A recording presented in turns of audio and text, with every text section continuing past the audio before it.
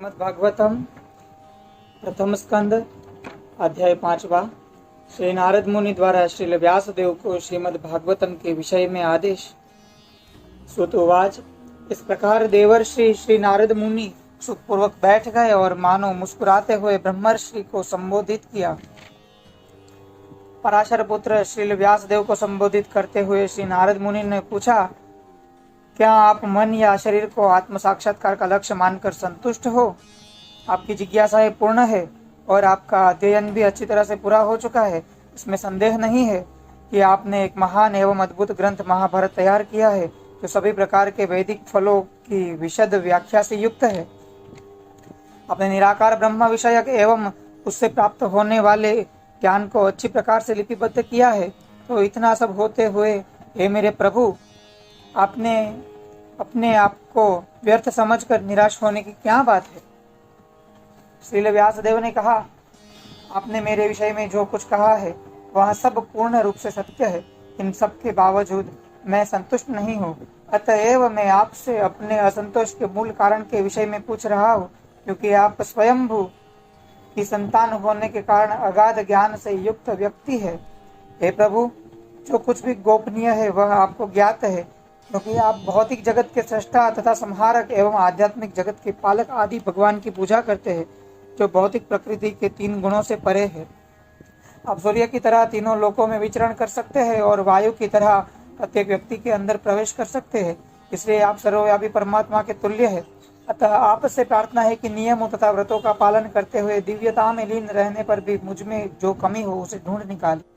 श्री नारद मुनि ने कहा, वास्तव में आपने श्री भगवान की अलौकिक तथा निर्मल महिमा का प्रसार नहीं किया।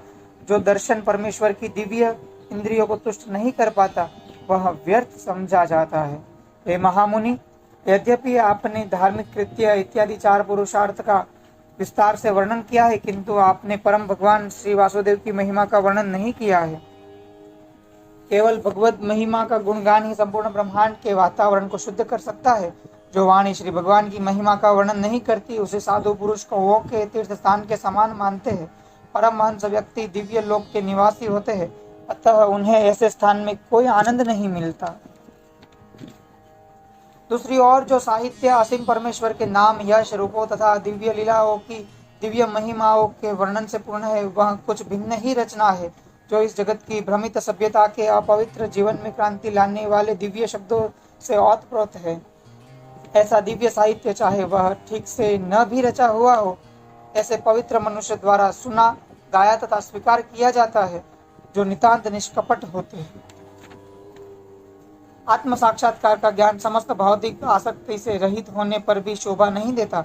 यदि वह ईश्वर के भाव से शून्य हो, तो फिर उन सकाम कर्मों से क्या लाभ है, यदि वे श्री भगवान की भक्ति के लिए काम न आ सके और स्वभावतः प्रारंभ से ही दुखप्रद तथा क्षणिक होते हैं। श्रील व्यासदेव, आपकी दृष्टि सभी प्रकार से पूर्ण है। आपकी उत्तम ख्याति निष्कलुष है।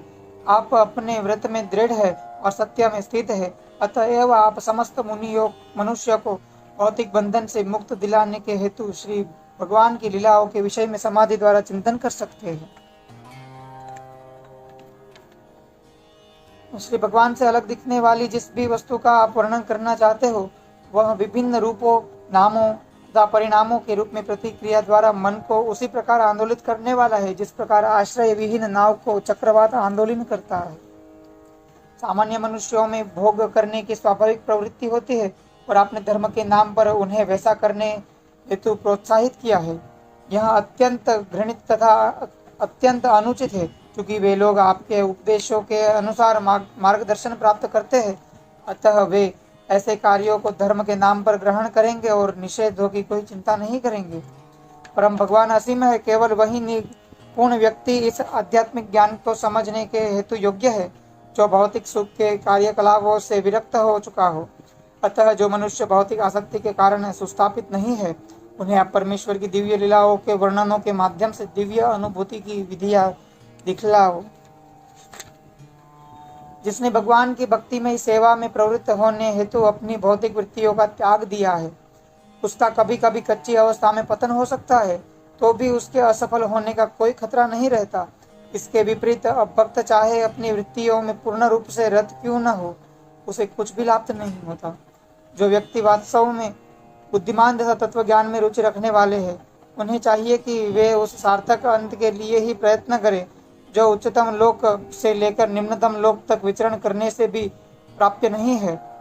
जहाँ तक इंद्रिय भोग से प्राप्य सुख होने की सुख की बात है, यह तो कालक्रम से स्वतः प्राप्त होता है, जिस प्रकार हमारे न चाहने पर भी समय आने पर हमें दुख प्राप्त होते हैं। हे प्रिय व्यास, यद्यपि भगवान श्री कृष्ण का भक्त कभी कभी किसी न किसी कारण से नीचे गिर जाता है, लेकिन उसे दूसरों की तरह भव चक्र को भोगना नहीं पड़ता, क्योंकि जिस व्यक्ति ने श्री भगवान के चरण कमलों का आस्वादन एक बार किया है, वह उस आनंद का बारंबार स्मरण करने के अतिरिक्त और कुछ नहीं कर सकता। पूर्ण पुरुषोत्तम भगवान स्वयं विश्व स्वरूप है, तथापि उससे निर्लिप्त भी है।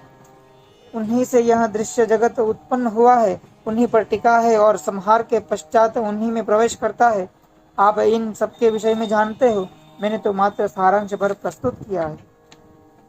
आप में पूर्ण दृष्टि है, आप पूर्ण पुरुषोत्तम भगवान को जान सकते हो, क्योंकि आप श्री भगवान के अंश के रूप में विद्यमान हो। यद्यपि आप अजन्मा हो, लेकिन समस्त मनुष्यों के कल्याण के हेतु इस पृथ्वी पर प्रकट हुए हो। अतः परम भगवान श्री कृष्ण की लीलाओं का अधिक विस्तार से वर्णन करो। विद्वान मंडली ने यह स्पष्ट निष्कर्ष निकाला है कि तपस्या, वेदाध्ययन, यज्ञ, दान तथा श्लोकों के उच्चारण रूपी ज्ञान की उन्नति का अचूक प्रयोजन उत्तम श्लोक श्री भगवान की दिव्य लीलाओं के वर्णन में जाकर पूर्ण होता है। हे मुनि, पिछले कल्प में मैं किसी दासी के पुत्र के रूप में उत्पन्न हुआ, जो वेदांत सिद्धांतों के अनुयायी ब्राह्मणों की सेवा करते थे। जब वे लोग वर्षा ऋतु के चातुर्मास में साथ साथ रहते थे, तो मैं उनकी व्यक्तिगत सेवा किया करता था। यद्यपि वे स्वभाव से निष्पक्ष थे, किंतु उन वेदांत के अनुयायियों ने मुझ पर अहेतु की कृपा की। जहाँ तक मेरी बात थी, मैं इंद्रियजित था और बालक होने पर भी खेल कूद से अनासक्त था। साथ ही मैं चपल न था और कभी भी जरूरत से ज्यादा बोलता न था। उनकी अनुमति से मैंने मात्र एक बार उनकी जूठन ग्रहण की और ऐसा करने से मेरे समस्त पाप तुरंत ही नष्ट हो गए। इस प्रकार सेवा में लगे रहने से मेरा हृदय शुद्ध हो गया और तब वेदांतियों का स्वभाव मेरे लिए अत्यंत आकर्षक बन गया। हे व्यासदेव, उस संगति में तथा उन महान वेदांतियों की कृपा से मैं उनके द्वारा भगवान श्री कृष्ण के मनोहर लीलाओं का वर्णन सुन सका और इस प्रकार ध्यान पूर्वक सुनते रहने से श्री भगवान के विषय में प्रतिक्षण अधिकाधिक सुनने के प्रति मेरी रुचि बढ़ती गई।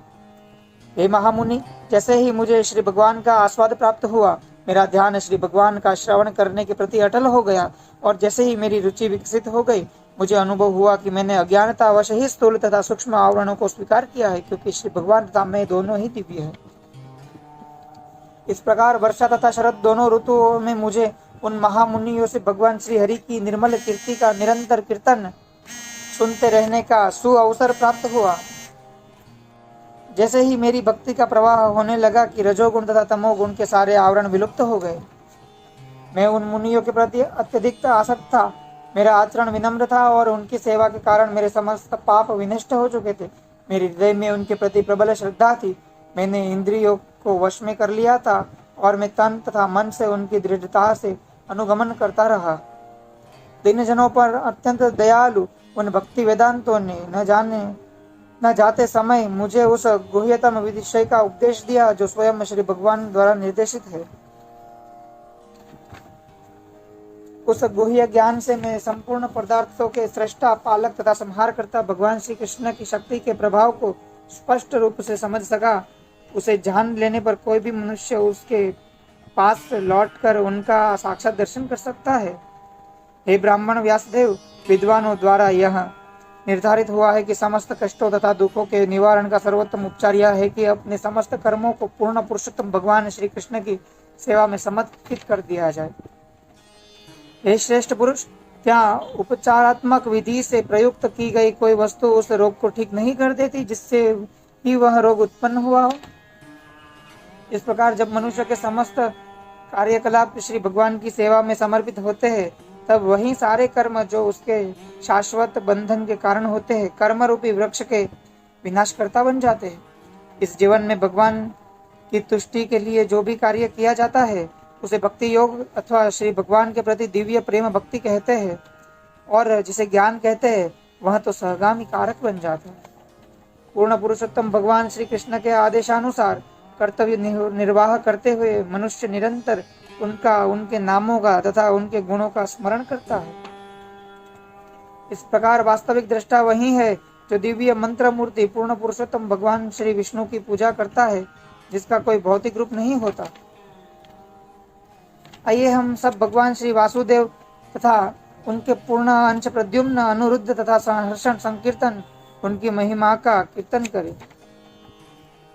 हे ब्राह्मण, इस प्रकार भगवान श्री कृष्ण ने सर्वप्रथम मुझे वेदों के गुह्यतम अंशों में निहित श्री भगवान के दिव्य ज्ञान का, फिर आध्यात्मिक ऐश्वर्य का और तब अपनी घनिष्ठ प्रेममयी सेवा का वर दिया। अतः कृपा करके सर्वशक्तिमान के उन कार्यकलापों का वर्णन करो जिन्हें तुमने वेदों के अपार ज्ञान से जाना है, क्योंकि उससे महान विद्वान जनों की ज्ञान पिपासा की तृप्ति होगी और साथ ही सामान्य पुरुषों के कष्टों का भी शमन होगा, जो भौतिक दुखों से सदैव पीड़ित रहते हैं। निसंदेह इन कष्टों से उबरने का कोई अन्य साधन नहीं है। इस प्रकार श्रीमद् भागवतम के प्रथम स्कंद